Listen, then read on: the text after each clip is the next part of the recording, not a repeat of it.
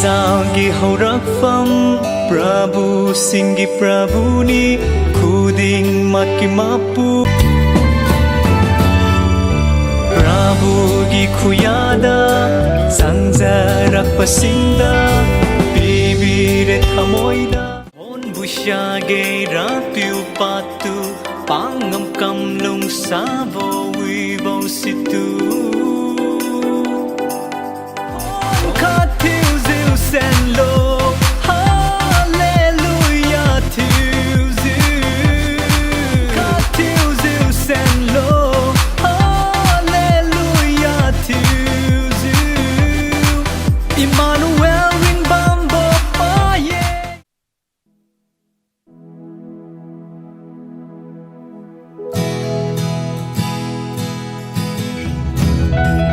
Thadok pinu Prabhu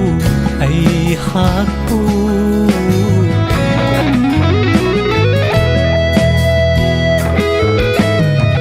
Pap se lava aigi punsini Se lung sabo guzai niu Dran pat khai lumai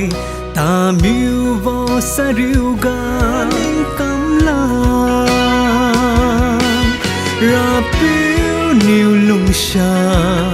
Vau kho niu ku vam Lo ngam lag vo Wan hai wang kin de Ka di gu lun Lung ma ning khai ziu Sa riu vo niu Ka hiam vo niu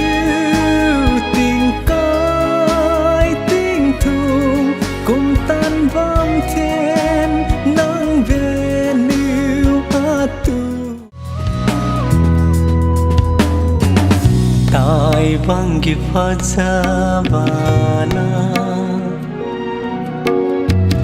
Chang dam ni ngai laitraba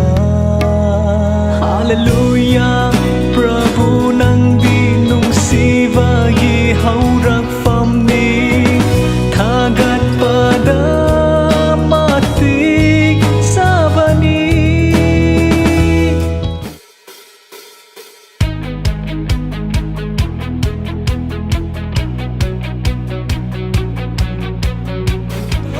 Say hallelujah mi pum khuding da